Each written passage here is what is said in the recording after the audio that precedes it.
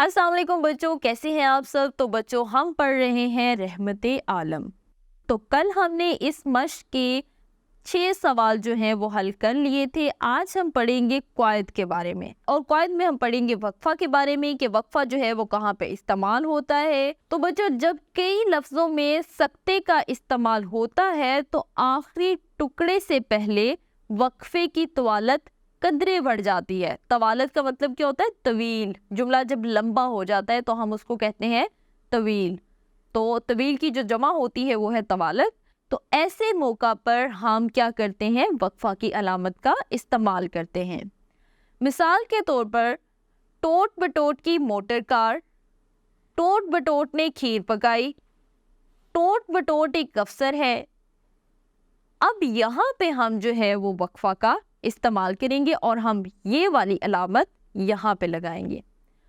उसके बाद है ये सब सूफी गुलाम मुस्तफ़ा तबस्सुम की मशहूर नज़में हैं। इसी तरह से एक और एग्जाम्पल है कि मोतिया, गुलाब, गेंदा, सूरजमुखी। अब हम यहाँ पे वक्फा की अलामत लगाएंगे और फिर हम आगे देखेंगे कि बाग में अपनी बहार दिखा रहे थे। इसी तरह से हमारे पास एक और एग्जाम्पल है कि मारखौर, हॉकी, चकोर हमारी कौमी शनाख्त का हिस्सा हैं। तो बच्चों इस जुमले में वक्फा की अलामत का इस्तेमाल कहाँ पे होगा? वेरी गुड, इस जुमले में वक्फा की अलामत का जो इस्तेमाल है वो है चकोर के बाद। चकोर के बाद हम वक्फा की अलामत लगाएंगे ताकि हमारा जो जुमला है वो अच्छी तरह हमें समझ आ सके। हमारे पास एक आखिरी एग्जाम्पल है कि वादा खिलाफी, झूठ, बददियानती, इन सब बातों से वो दूर भागता है।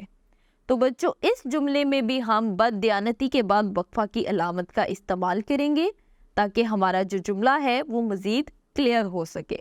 अब आप अपने इसी सबक में से कुछ और जुमले ढूंढें और उनमें वक्फा की अलामत का इस्तेमाल करें ताकि अब आपको जो जुमला है वो अच्छे से समझ आ सके और आपको वक्फा की अलामत का इस्तेमाल भी आ सके कि आपने वक्फा की अलामत को किस जगह पे यूज़ करना है।